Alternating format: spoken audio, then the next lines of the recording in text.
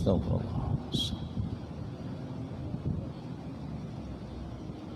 Assalamualaikum warahmatullahi wabarakatuh. A'udzubillahi as-sami'il 'alim minasyaitonir rajim. Bismillahirrahmanirrahim. Alhamdulillahilladzi hadana lihadza wama kunna linahtadiya laula an hadanallah. وما توفيقي وما توكلي إلا على الله أشهد أن لا إله إلا الله وأن محمدا عبده ورسوله اللهم صل وسلم على حبيبنا وشفيعنا محمد الأمين خاتم الأنبياء والمرسلين وعلى آله وأصحابه أجمعين. قال سبحانك لا علم لنا إلا ما علمتنا إنك أنت العليم الحكيم. اللهم فقهنا في الدين اللهم فقهنا في الدين اللهم فقهنا في الدين وعلمنا التأويل واهدنا إلى صراطك المستقيم. أما بعد.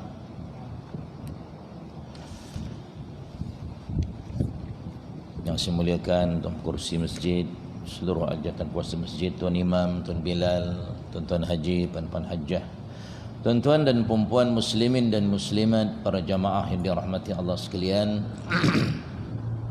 Alhamdulillah, pertama-tamanya dan selama-lamanya marilah kita bersama-sama merakamkan setinggi-tinggi kesyukuran kepada Allah Subhanahu wa taala, kerana kita masih lagi diberikan peluang yang amat berharga oleh Allah Subhanahu wa taala untuk terus mengecapi dan menikmati nikmat kehidupan di atas muka bumi Allah taala ini.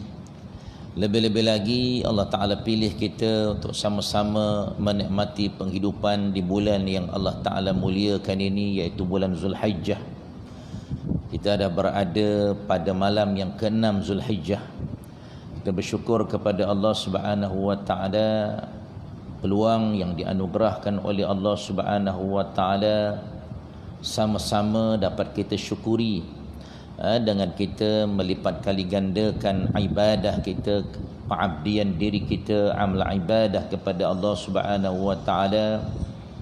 Itu pun dengan hidayah taufik yang dianugerahkan oleh Allah ke atas kita.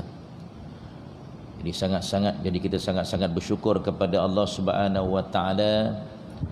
Moga-moga kita senantiasa tergolong daripada golongan yang senantiasa beristiqamah untuk senantiasa mencari keredaan Allah Subhanahu wa taala. Dan alhamdulillah pada malam ini kita dapat dipilih oleh Allah bersama-sama berada di rumah Allah Subhanahu wa taala. Sebentar tadi dapat menunaikan solat fardu maghrib secara berjamaah, dan seterusnya kita sama-sama berada dalam majlis ilmu Allah Subhanahu wa taala. Mungkin ada di kalangan kita yang berpuasa pada hari ini, pas puasa pada hari yang kelima Zulhijjah. Moga-moga seluruh amalan yang kita kerjakan bermula daripada subuh tadi, sebelum subuh lagi bila kita bangun tidur pagi tadi, hinggalah ke saat ini diterima oleh Allah Subhanahu wa taala. Taqabbalallahu minna wa minkum ya karim, insyaallah. Jadi insyaallah pada malam ni kita akan teruskan pengajian kita tafsir Ibnu Katsir. Pengajian kita tafsir Ibnu Katsir masih lagi membicarakan surah Al-Qiyamah. Pada malam ni insya-Allah kita masuk pada ayat yang ke-16 insya-Allah. Jadi sebelum kita nak teruskan pengajian kita pada malam ini, terlebih dahulu marilah kita sama-sama berselawat ke atas Nabi sallallahu alaihi wasallam sebagai tanda kita bersyukur menjadi umat Nabi Muhammad sallallahu alaihi wasallam. Kita berselawat sebanyak 10 kali. Seterusnya Kita membuka majlis kita dengan Ummul Kitab, moga-moga dipermudahkan pengajian kita, dan seterusnya kita sama-sama baca ayat yang ke-16 hingga ayat yang ke-25 insya-Allah. Allahumma salli ala Sayyidina Muhammad wa ala ali Sayyidina Muhammad.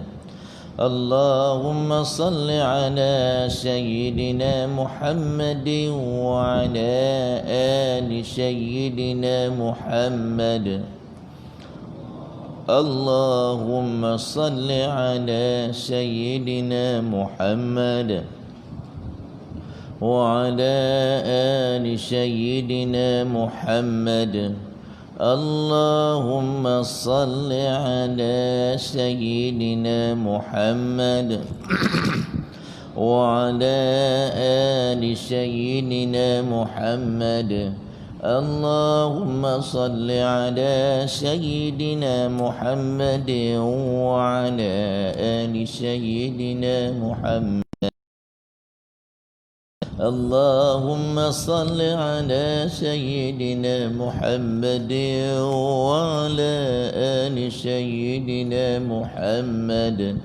اللهم صل على سيدنا محمد وعلى آل سيدنا محمد. اللهم صل على سيدنا محمد وعلى آل سيدنا محمد. اللهم صل على سيدنا محمد وعلى آل سيدنا محمد. اللهم صل على سيدنا محمد وعلى آل سيدنا محمد. اللهم صل على سيدنا محمد وعلى آل سيدنا محمد. أعوذ بالله من الشيطان الرجيم. بسم الله الرحمن الرحيم. الحمد لله رب العالمين الرحمن الرحيم مالك يوم الدين. إياك نعبد وإياك نستعين. اهدنا الصراط المستقيم صراط الذين أنعمت عليهم غير المغضوب عليهم ولا الضالين.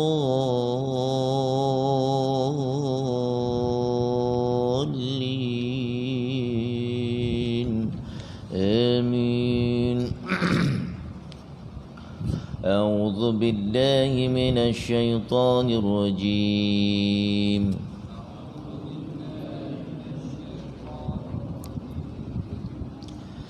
لا تحرك به لسانك لتعجل به.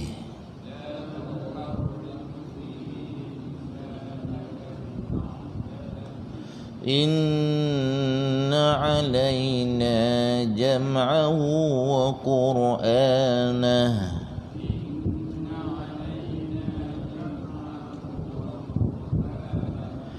فإذا قرأناه فاتبع قرآنه.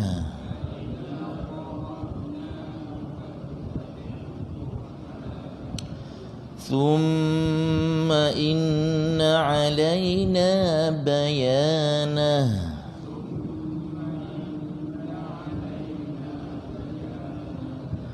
كلا بل تحبون العاجلة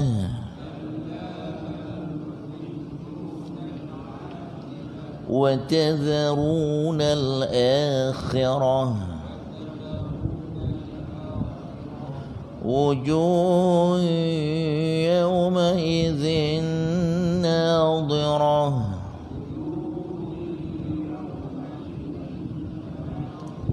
إلى ربها ناظرة ووجوه يومئذ باسرة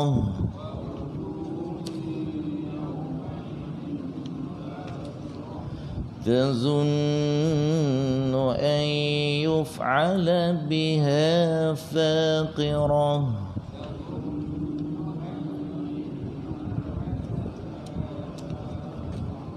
صدق الله العظيم صدق الله العظيم الحمد لله barakallahu lana wa lakum jami'a. Moga-moga kita semua dirahmati, diberkati Allah dengan pembacaan ayat-ayat suci Al-Quran sebentar tadi insya-Allah.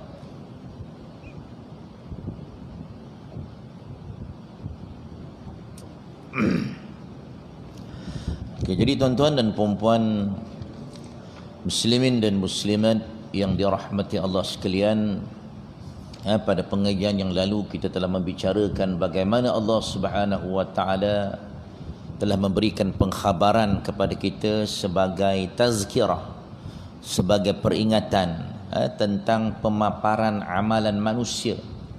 Allah Taala bentangkan amalan manusia di hadapan manusia pada hari kiamat. Jadi manusia diberikan pengkhabaran tentang apa yang dilakukan, yang dilaksanakan dan apa yang dia cuaikan, apa yang dia lalaikan. Tak ambil peluang. Ni dah berada di bulan Zulhijjah ni, tak nak ambil peluang puasa. Siapa yang tak setat lagi puasa boleh setat lah. Besok hari Senin dah, hari yang ke-6, boleh 2 in 1. Hari Senin sekali, bulan Zulhijjah sekali. Niat puasa, nawaitu sauma dzilhijjati. Buat apa? Rakaat ini ke? Tak ada rakaat ini kan? Lillahi ta'ala. Jadi kita berpuasa, puasa di bulan Zulhijjah dan puasa hari Senin sekali. Puasa sunat hari Senin. Siapa yang tak start boleh start lah besok. Mungkin hari ni ada orang kahwin, semalam orang kahwin, kita ujian besar untuk kita rumah orang kahwin ni. Nak buat macam mana? Iman tak kuat, boleh tergoda dengan makanan orang kahwin. Nak buat macam mana? Jadi ni semua ni besok akan dipaparkan oleh Allah. Apa yang kita lalaikan, Allah Ta'ala bagi nikmat, Allah Ta'ala bagi suntikan motivasi dengan bonus pada bulan Zulhijjah ni, berlipat kali ganda pahala yang Allah Ta'ala tawarkan, masih lagi dan masih lagi dan masih lagi. Buat tak reti je, biasa-biasa je, tak nak cuba berubah, mengupgradekan amalan. Ni semua besok kita akan dipaparkan oleh Allah. Apa yang kita buat, apa yang kita cuaikan, apa yang kita lalaikan. Jadi semua manusia akan tahu besok. Bahkan kata Allah, manusia itu akan menjadi saksi di atas dirinya sendiri, walaupun dia mengemukakan hujah-hujah, alasan-alasan. Semua alasan itu tidak diterima oleh Allah Subhanahu wa ta'ala. Rugilah kamu, kata Allah. Dan pada masa itu segala alasan-alasan tidak diterima oleh Allah Subhanahu wa ta'ala, dan kita akan seterusnya akan dihisab, akan dikira, akan diberikan ganjaran dan diberikan dosa seterusnya, sama ada ke syurga Allah ataupun ke neraka Allah Subhanahu wa ta'ala. Dan seterusnya, pada malam ni kita nak sambung pada ayat yang ke-16.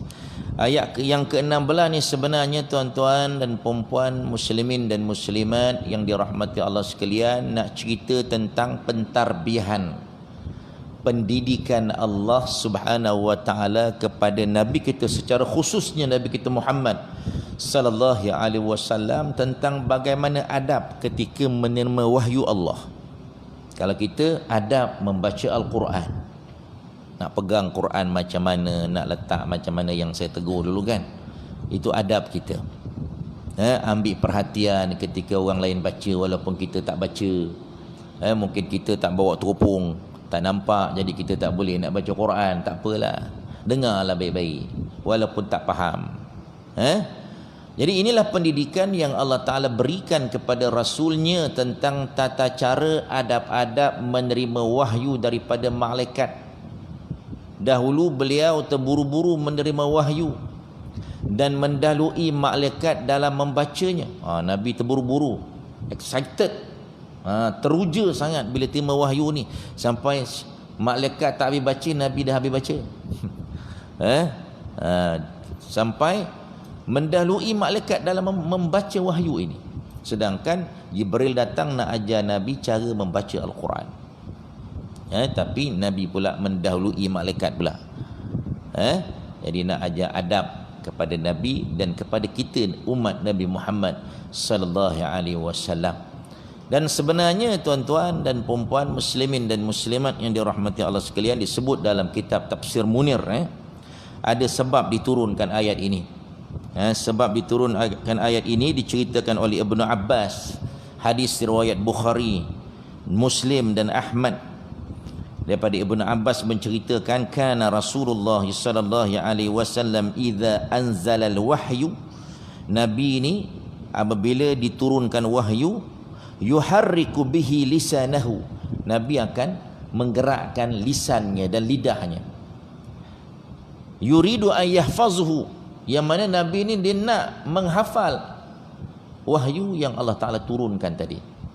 Terus nak hafal.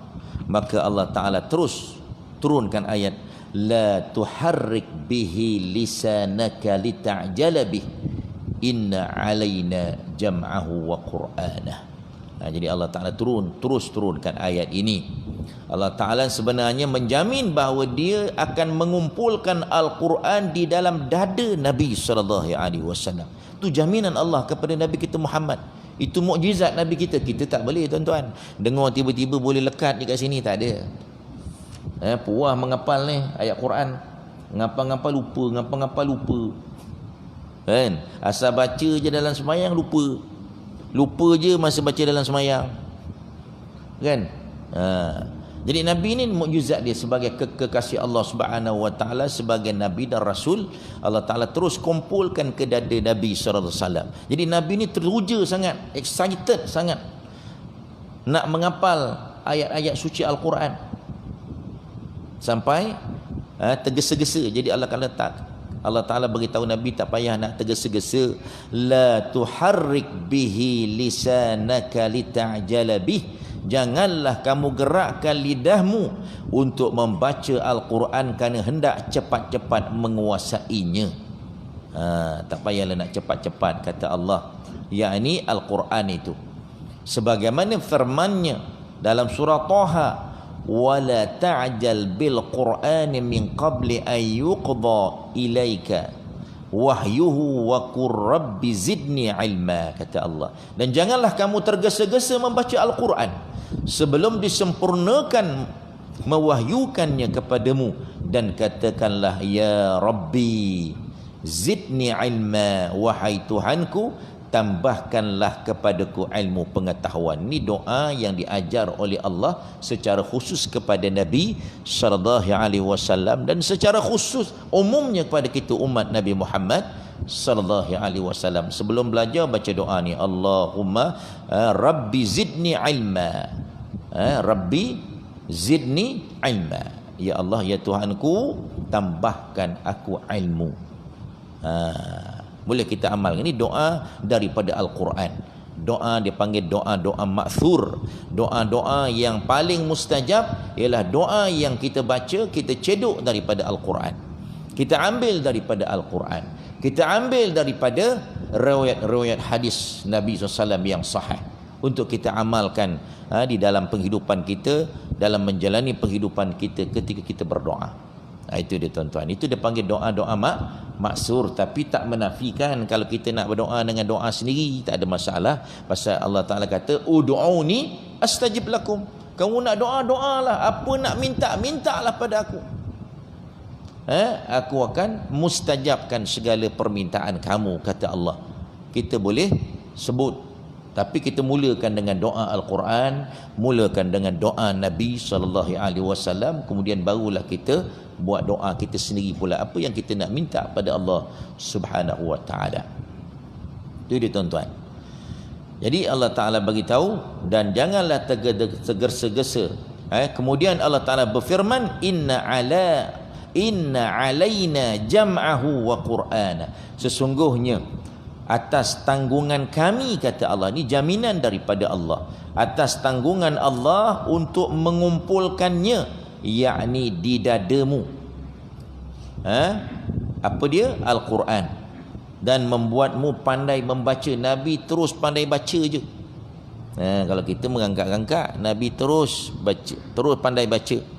Sebab itu masa turun, mula-mula turun Iqra, surah yang pertama diturunkan tu, bila Jibril suruh baca, Iqra ya Muhammad, ma ana biqari'in, aku tak reti baca, nak baca apa?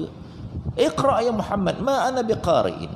Jadi lepas tu, lepas 3 kali barulah Jibril baca, secara automatik Nabi boleh baca.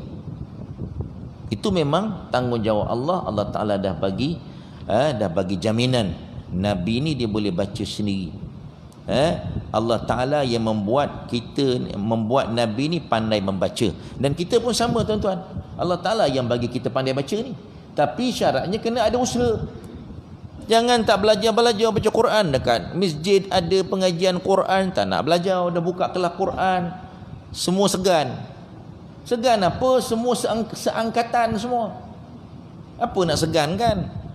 Kalau rasa segan, kalau dicampur-campur dengan budak-budak, janganlah asingkan.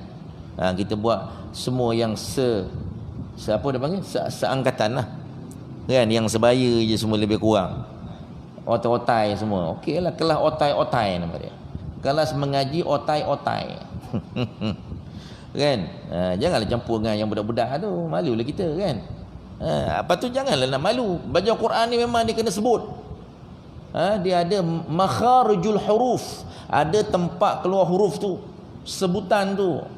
Tok guru tu dia nak tengok, dia nak dengar. Kalau kita belajar daripada YouTube tak boleh. Kita boleh dengar apa tu, imam-imam Mekah baca sedap-sedap suara dia. Kita suara dah lah tak sedap kan. Lepas tu tak betul baca. Belajar dengan YouTube je, bila nak pandai? Kalau belajar dengan sekarang ni orang buat, belajar dengan internet kan, dengan dekat dalam TV pun ada, IKIM ada buat kan, kita boleh telefon, itu pun boleh juga. Orang-orang yang pakar Al-Quran ni, walaupun dia tak nampak kita punya mulut, dia dengan telinga dia boleh tahu kita salah baca. Sebutan kita tu, orang yang pakar Quran, dia boleh tahu salah. Sebutan thin, tha, shin, sin, semua dia boleh beza. Dia tak payah tengok mulut kita. Itu kehebatan orang yang pakar-pakar Al-Quran lah, tuan-tuan. Jadi Quran ni kena belajar, jangan tak belajar. Pasal Quran ni akan jadi apa? Pemberi syafaat kita besok dekat dalam kubur lagi. Dekat padang mahsyar kelak, dia akan bagi syafaat kepada Tuhan dia. Syaratnya kita kena belajar, kena baca Quran. Nak baca Quran kena belajar, walaupun merangkak-rangkak baca tak apa. Syaratnya kita dalam pembelajaran, itu dibenarkan oleh Islam. Dapat pahala lebih, dapat 2 pahala membaca walaupun merangkak-rangkak. Itu dia. Okey. Jadi Allah Ta'ala dah jamin Al-Quran ni, Allah Ta'ala yang kumpulkan di dada Nabi Muhammad sallallahu alaihi wasallam. Jadi apabila kami telah selesai membacanya, yakni apabila malaikat telah selesai membacanya kepadamu dari Allah, fattabi' Qur'anah, maka ikutilah bacaan itu. Sebab itu cara kita baca Quran dengan tuan guru, tuan guru baca dulu, kita ikut, jangan baca sama-sama, dia tak jadi. Sebab kita baca Al-Quran ni tadi, saya baca dulu, lepas tu tuan-tuan ikut.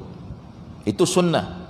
Nabi belajar dengan Jibril pun macam tu, dapat pahala ikut sunnah Rasulullah sallallahu alaihi wasallam. Okey. Jadi Allah Ta'ala ingatkan Nabi jangan tergesa-gesa, biarlah Jibril tu habis baca dulu, barulah Nabi boleh baca. Tuan-tuan, kalau perasan di sini Allah Ta'ala menggunakan kata ganti nama alaina, kami. Fa idza qara'nahu, kami, apabila kami telah selesai membacanya, fattabi' qur'anah. Semua ada na kat sini. Na ni kan memberi maksud jamak. Kenapa adanya penggunaan na, kami, kata ganti nama kami di dalam Al-Quran? Allah Ta'ala membahasakan diri dia sebagai kami dengan bahasa kami. Dalam bahasa Arab, tuan-tuan dan puan-puan sekalian, apabila digunakan perkataan kami kepada seorang, itu nak menunjukkan orang itu kita nak muliakan dia. Jadi Allah Ta'ala nak suruh kita ni hamba dia, muliakan Allah, maka Allah Ta'ala gunakan kata ganti nama kami. Dhamir nahnu. Dalam bahasa Arab dia panggil dhamir, kata ganti nama. Itu tujuannya. Kan kami ni maknanya ramai. Ramai ni maknanya dia mempunyai kekuatan yang lebih daripada seorang. Jadi Allah Ta'ala nak cerita hebatnya Allah, gunakan kami. Ada juga Allah Ta'ala gunakan aku, tapi di sini Allah Ta'ala gunakan kami. Dan juga kata para ulama tafsir, Allah Ta'ala gunakan kami, Allah Ta'ala bersama dengan para malaikat. Ada Jibril, ada malaikat yang lain yang bertugas, yang menjalankan tugas-tugas Allah Subhanahu Wa Ta'ala. Allah Ta'ala lantik malaikat sebagai petugas-petugas Allah. Bukan bermakna Allah Ta'ala tak mampu. Tidak. Bermakna Allah Ta'ala nak beritahu tentang hebatnya Allah. Boleh arah semua makhluk-makhluk dia ikut cakap dia. Dan malaikat adalah contoh makhluk Allah yang memang Allah Ta'ala ciptakan fitrahnya tak akan melanggar perintah Allah. Dia tak macam kita. Kita memang senantiasa buat salah, senantiasa terlupa, tercuai. Malaikat tidak. Satu-satunya makhluk ciptaan Allah yang sempurna sebagai makhluk, bukan sehingga boleh melawan Allah, tidak, tapi sebagai makhluk. Itu tujuannya digunakan kata ganti nama nahnu di sini. Kemudian Allah Ta'ala kata lagi, summa inna alaina bayanah. Kemudian sesungguhnya atas kami, atas tanggungan kamilah penjelasannya. Yakni apa? Setelah menghafal, setelah Nabi hafal, Nabi baca, Nabi hafal, maka kami akan menjelaskan ayat-ayat itu, menerangkan, mengilhamkan maknanya kepadamu sesuai dengan yang kami kendaki dan syariatkan. Jadi Allah Ta'ala yang ajar. Nabi tak payah belajar macam kita tafsir Quran macam ni. Allah Ta'ala terus fahamkan Nabi. Allah Ta'ala terus ilhamkan kepada Nabi. Nabi boleh terus faham ayat. Pasal ayat Quran ni banyak yang tersirat, tuan-tuan. Dia tak macam kalam manusia biasa. Pasal dia kalam Allah yang penuh dengan mukjizat. Kadang-kadang kita baca sekali lalu kita tak faham apa maksud Allah. Kadang-kadang yang kita faham lain, rupanya maksudnya lain. Sebab itu memerlukan kepada tafsiran para ulama yang muktabar. Ulama nak menafsirkan ini berdasarkan apa yang dihuraikan oleh hadis-hadis Nabi SAW yang sahih. Bukan suka-suka je. Sebab itu Al-Quran kita tak boleh buat tafsiran sendiri, tuan-tuan. Kita akan jadi sesat. Kita akan disesatkan oleh syaitan. Perlu kepada pengajian tafsir Al-Quran ini.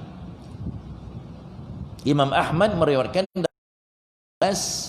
radhiyallahu anhu, ia berkata, dahulu Rasulullah sallallahu alaihi wasallam menerima wahyu, maka beliau pun menggerakkan bibirnya. Ini yang saya baca tadilah. Apa tu sebab diturunkan ni tadi.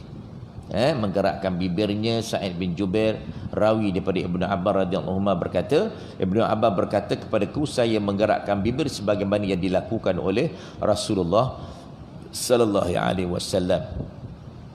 Musa bin Abi Aisyah, rawi daripada Sa'id bin Jubair berkata, Sa'id berkata kepadaku, saya menggerakkan bibirku sebagaimana aku melihat Ibnu Abbas radhiyallahu anhu melakukannya. Maka Allah Ta'ala menurunkan ayat, la tuharrik bihi lisanaka lita'jala bihi, inna alaina jam'ahu wa qur'anah.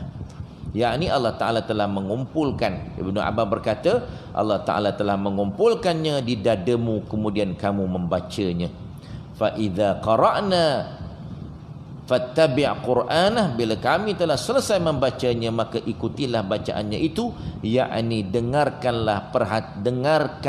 perhatikan bacaan itu, kemudian sesungguhnya atas tanggungan kamilah penjelasannya, summa inna alaina bayanah. Sejak itu begitu Jibril pergi daripada sisi baginda, maka baginda membacanya sebagaimana yang telah membacanya, sebagaimana Jibril telah membacakannya kepada beliau. Jadi bila Jibril pergi je, Nabi boleh baca sebagaimana yang Jibril baca tadi, sebiji. Saling tak tumpah. Dan Nabi ni tuan-tuan dan puan-puan, suara dia merdu sebenarnya. Suara Nabi lebih merdu daripada Nabi Allah Daud. Kita sedia maklum Nabi Allah Daud ni suara dia sangat-sangat merdu, sampaikan disebut burung-burung yang berterbangan boleh terhenti dengar suara dia. Burung nak dengar suara Nabi Allah Daud. Rupa-rupanya Nabi kita Muhammad SAW lebih sedap suaranya lebih daripada Nabi Allah Daud alaihissalam. Subhanallah. Jadi Nabi ni, apa mukjizat yang ada pada Nabi-Nabi lain ada pada Nabi kita Muhammad sallallahu alaihi wasallam. Hebatnya Nabi kita. Sebab itu Nabi ni dipanggil penghulu kepada segala Nabi, Sayyidul Mursalin. Okey. Jadi ketika Jibril datang, maka beliau tunduk. Baginda akan tunduk, kata dia. Bila dia telah pergi, maka beliau akan membacanya sebagaimana yang telah Allah Ta'ala janjikan. Bila Jibril datang, Nabi ni dengar dalam keadaan yang tunduk, ikut dia. Sampai dah dengar je dulu. Bila dah habis malaikat baca, malaikat pergi, Nabi boleh baca sebagaimana yang malaikat baca tadi. Pasal apa? Nabi telah diajar oleh Allah Subhanahu Wa Ta'ala. Terus Allah Ta'ala bagi Nabi ni reti baca. Yang bagi reti baca ni siapa? Allah. Kita ni yang belajar ni, yang jadi reti, yang jadi pandai, kerana Allah Ta'ala bagi pandai. Bukan bukan usaha kita sendiri semata-mata kita boleh jadi pandai. Ada orang usaha banyak kali tak pandai-pandai pun ada. Pasal apa? Allah Ta'ala tak izinkan. Tapi tetap kena usaha. Jangan ada macam tu, tak payah usaha lah, nanti aku jadi pandai. Itu Nabi. Itu pun Allah Ta'ala suruh Nabi dengar dulu. Malaikat baca, jangan tak dengar. Ini datang mengaji pun tidak, tiba-tiba nak pandai. Tiba-tiba boleh bercakap tentang Islam. Oh, punya hebatnya. Padahal tak pernah belajar agama pun. Itu bahaya tu. Akhirnya dia akan mengeluarkan pendapat-pendapat yang songsang, yang menyeleweng daripada agama. Ini perkara yang kita kena ambil perhatian. Jadi di sini nak cerita tentang adab kita dengan Al-Quran. Adab kita membaca Al-Quran, beradab dengan ada wuduknya, dengan kita letakkan di tempat yang tinggi, baca dia dalam keadaan beradab, jangan keadaan menengking-nengking, dalam keadaan berlagu. Kita dah belajar dulu, Nabi sebut apa? Laisa minna man lam yataghanna bil Quran. Nabi tak mengaku umat dia kalau orang yang membaca tak berlagu. Baca Quran macam baca berita, straight je. Itu Nabi tak mengaku umat. Kena belajar baca berlagu. Lagu tu ialah lagu Arab, bukan lagu dondang sayang. Baca Quran lagu dondang sayang tak jadi. Dia kena ada lahan Arab, dia panggil. Dia punya lahan dia tu lagu Arab. Okey, selesai berkenaan dengan adab. Seterusnya, ayat seterusnya, Allah Ta'ala nak sebut tentang sebab pengingkaran terhadap hari kiamat adalah kecintaan kepada dunia dan kelalaian terhadap hari akhirat. Kalla, sekali-kali jangan.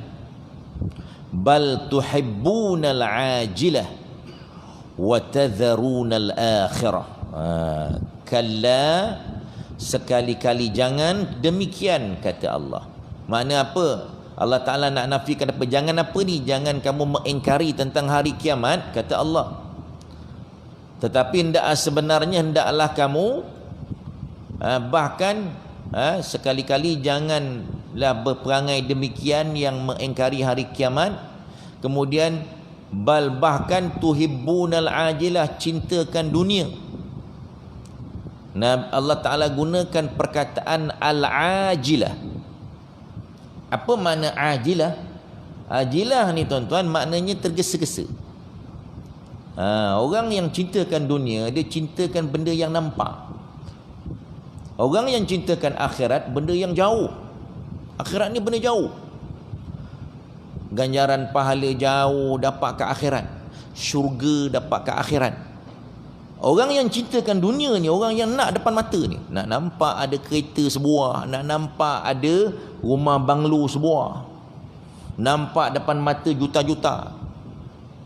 Itu dia panggil Allah Ta'ala gunakan. Allah Ta'ala tak kata bal tuhibbuna dunia, tapi Allah Ta'ala gunakan, tukar perkataan dunia kepada perkataan al-ajilah. Kenapa tuan-tuan?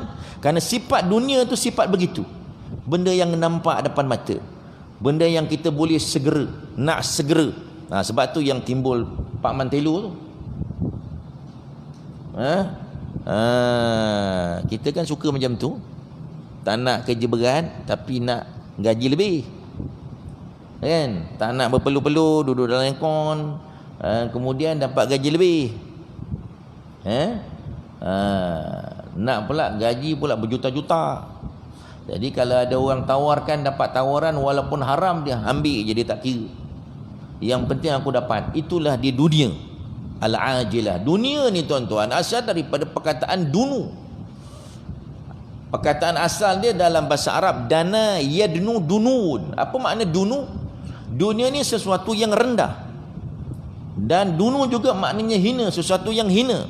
Orang yang memilih dunia lebih daripada akhirat, orang yang memilih untuk hidup dalam keadaan yang dihina oleh Allah, hidup dalam penuh kehinaan, besok akan dihina oleh Allah Subhanahu wa taala. Ini dia tuan-tuan. Jadi Allah Taala sebut, sekali-kali jangan kamu mengingkari tentang adanya hari kiamat ini, bahkan kamu sibuk pula cintakan perkara yang cepat dapat. Wa tadharunal akhirah. Sebab tu dia namakan akhirah. Akhirah ni benda yang akhir, benda yang ujung. Kita tinggalkan perkara kehidupan akhirat, yakni sebab pengingkaran mereka terhadap hari kiamat dan penyelisihan mereka terhadap wahyu yang hak dan Al-Quran yang agung yang Allah Ta'ala turunkan kepada Rasulnya adalah ambisi mereka terhadap kehidupan dunia yang instan. Dunia ni instan, macam Maggi lah, mi segera. Dunia ni macam mi segera. Dia punya kenyang je sekejap je, lepas tu kan dah lapar balik. Makan kau dengan berpeluh-peluh yang pedas punya kan. Berpeluh-peluh, berair menitik-nitik, air ketiak, air hidung, berpeluh-peluh, dahi semua berpeluh-peluh. Tapi dia punya kenyang sekejap je. Dia mi segera. Dia dunia ni macam mi segera lah. Dia kejap je. Nikmat tu hanya sementara. Kita dapat mengecapi nikmat tu sementara kat dunia ni sekejap je. Lepas tu habis. Kita akan tinggalkan nikmat itu.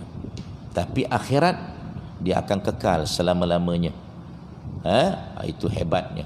Kalau kita cintakan akhirat, tuan-tuan, perempuan muslimin dan muslimat yang dirahmati Allah sekalian. Oleh sebab itu, untuk cintakan akhirat ini, kita kena senantiasa meletakkan Allah Akbar, Allahu Akbar, Allahu Akbar, Allahu Akbar. Dan kita nak masuk bulan korban. Kita dah masuk bulan korban ni. Tak lama lagi kita nak berkorban. Tapi kita orang Islam, alhamdulillah, korban ni bagus. Setiap tahun dia korban. Tapi dia tidak mengambil ruh pengorbanan tu. Ruh pengorbanan tu dia tak nak ambil. Yang dia ambilnya daging je. Yang dia nampaknya daging, aku korban, aku mesti dapat daging. Jadi korban ni tuan-tuan, yang kita kena ingat, kita sanggup berkorban kerana Allah. Korban kerana orang fakir miskin. Jadi tak perlulah kita nak ambil lebih daripada orang miskin. Orang miskin tu dapat banyak pun tak apa, itu memang hak dia.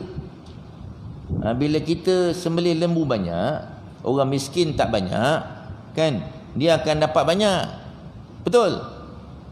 Janganlah kita kisahkan dia dapat banyak tu, biarkan dia. Esok dia nak simpan ke, hari-hari dia nak makan daging ke, terpulanglah dia, lepas tu dia nak jual ke, terpulanglah. Kita jangan kisahkan. Jangan kisahkan. Nabi SAW bagi sedekah semua sekali. Ambil segenggam ni, ambil. Ambil hati je, bakar makan masa tu juga. Hilang semua. Itu sedekah yang korban yang paling afdal.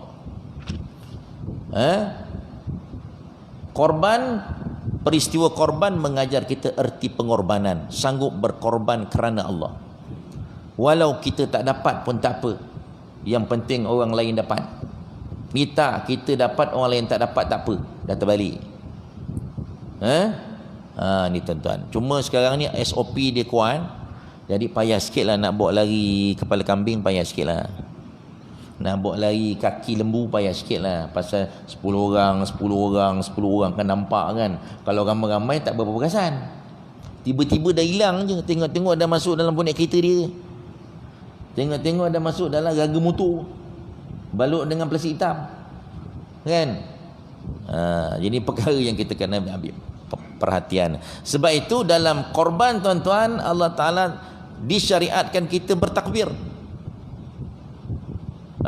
Bukan semayang je takbir, nak korban pun takbir juga, supaya kita nampak yang besarnya Allah, bukan yang besar tu daging. Ni kita yang besar tu daging akbar laham. Daging tu dalam bahasa Arab laham. Jamak dia luhum akbar. Daging itu besar, lebih besar. Tak nampak Allah Ta'ala tu besar. Orang kita sanggup tunggu berpeluh-peluh nak dapatkan daging, tapi tak sanggup pun nak tunggu semayang. Dapat daging balik je, tak semayang zuhur ramai-ramai. Minggu ni pula, kali ni semayang Jumaat pula kan.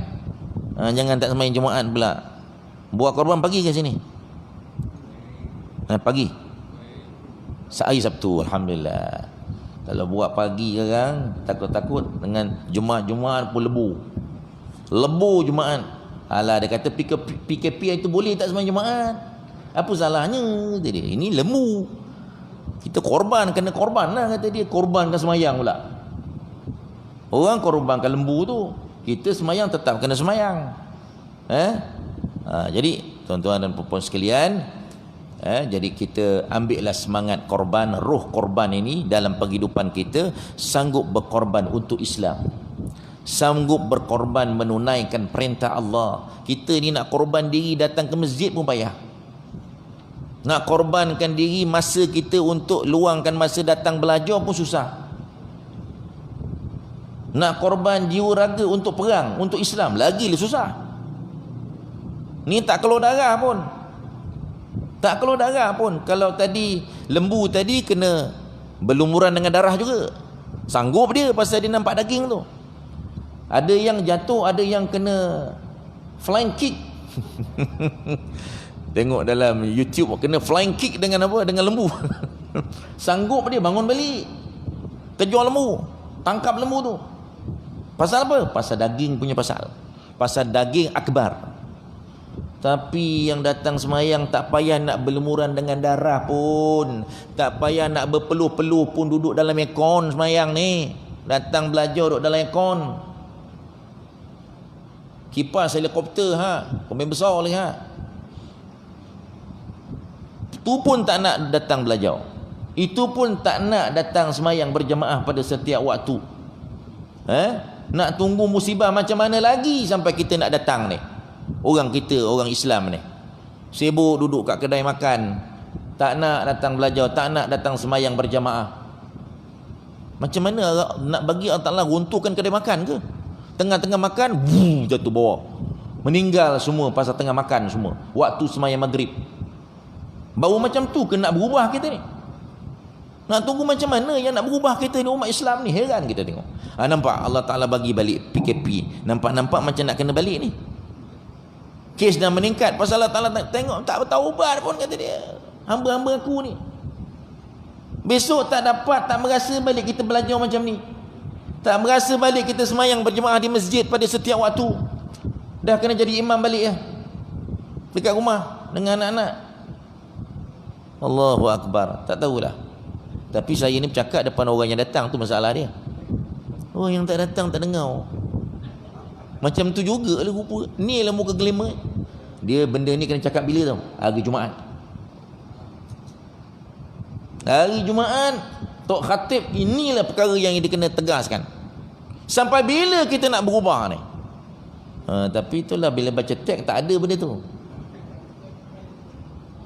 Kan kalau baca tak pakai teks kan dah kena pula. Ada. Allah kata insya-Allah. Dia nak beritahu. Jadi ambil peluang masa khutbah hari raya, itulah peluang-peluang untuk kita tegur masyarakat supaya ingat sepatutnya apa yang kita perlu buat. Apa yang kita perlu korbankan dalam kehidupan kita ni untuk mencapai keredaan Allah Subhanahu wa taala. Kita tak nak kita tergolong daripada golongan tuhibbunal ajilah wa tadharunal akhirah. Orang yang suka benda yang mi segera ni, benda yang instant. Tinggalkan akhirat, perkara yang kekal abadi yang menjamin kebahagiaan penghidupan kita di akhirat yang kekal abadi di syurga Allah Subhanahu wa taala. Jadi saya kata itu sahaja yang dapat kita perkatakan pada malam ni, insya-Allah. InsyaAllah kita akan sambung pengajian yang akan datang, insya-Allah pada minggu depan ada Hari Ahad ada. Tangguh. Raya tangguh. Sibuk dengan kenduri. Makan daging. Siang tu ada korban ke Hari Ahad tu? Tak ada penat korban. Tak apalah, tangguh kita tangguh, tak ada masalah. Pas hari raya kita bagilah ruang untuk berhari raya. Tapi jangan lupa satu perkara yang saya nak peringatkan sikit je, tentang takbir hari raya. Takbir hari raya Aidil Adha bermula pada 9 Zulhijjah subuh dalam mazhab Syafi'i. Mulanya takbir raya pada 9 Zulhijjah, lepas sembahyang subuh tu, lepas dah habis bagi salam tu, sama ada nak wirid dulu ataupun kita bertakbir dulu terpulang. Tapi nak ingatkan, mula pada 9 Zulhijjah waktu subuh. Kemudian jangan lupa, jangan kita tinggalkan wirid. Ada setengah tempat bila time hari raya ni wirid dah tak ada, terus je takbir dan baca Fatihah, doa. Jadi hari raya tak ada pula zikir dan wirid. Sama ada tuan-tuan nak takbir dulu ke nak wirid dulu terpulang. Tapi wirid zikir yang kita duk biasa buat lepas sembahyang tu jangan ditinggalkan ketika hari-hari raya. Itu perkara yang kita kena ingat. Seterusnya takbir raya tadi mula pada 9, akhirnya pada waktu asar. Maghrib dah tak ada dah pasal masuk hari yang ke-14, pada hari yang ke-13. Hari Isnin tu hari yang ke-13. Jadi insya-Allah moga-moga kita diberikan kesempatan oleh Allah untuk terus beramal ibadah di bulan-bulan yang Allah Taala muliakan ini dalam keadaan penuh keikhlasan, dan kita diberikan nikmat istiqamah untuk meneruskannya selepas daripada bulan ini, insya-Allah. Kita tangguh dengan baca surah wal asri dan tasbih kafarah. Bismillahirrahmanirrahim. Wal asri innal insana lafi khusr illa alladhina amanu wa 'amilus solihati wa tawassaw bil haqqi wa tawassaw bis sabr. Subhanakallahumma wa bihamdika asyhadu an la ilaha illa anta astaghfiruka wa atubu ilaik. A'udzubillahi minasyaitonir rajim. Bismillahirrahmanirrahim. Alhamdulillahi rabbil alamin wassalatu wassalamu ala rasulihil amin wa ala alihi washabihi ajma'in. Ya rabbana lakal hamdu kama yanbaghi li jalali wajhika wa 'azimi sultanik. Allahumma anfa'na bima 'allamtana wa 'allimna ma yanfa'una wa zidna min 'ilmika ya rabbil alamin. Allahumma arzuqna fahman nabiyyin wa hifzal mursalin wa ilhamal malaikatil muqarrabin fil afiyati ya arhamar rahimin. Allahumma ij'al jam'ana hadha jam'an marhuma wa tafarruqana من بعده تفرقا مباركا معصوما. صلى الله على سيدنا محمد والحمد لله رب العالمين. تقبل الله منكم.